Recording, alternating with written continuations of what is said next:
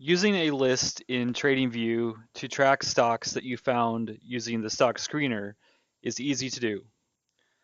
So once you're on the stock screener page, you want to apply the various filters that you want to get a list. I already have some here that are pre-filled out. So here we have a list of matches which we want to add to a list. So you click over here to bring up the list tab, and then you can create a new list from here. So just give it whatever name you want. And then all you have to do is highlight the stocks that you want to add.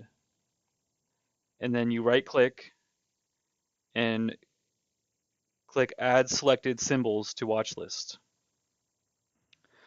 So let's say every day you run the screener to see which stocks meet certain criteria for that day.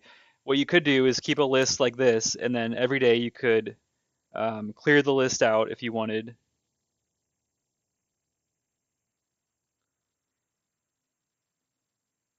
And then you could add them back in each day. Or maybe it's a list that you want to keep building up over time so you can keep adding to it without clearing it up.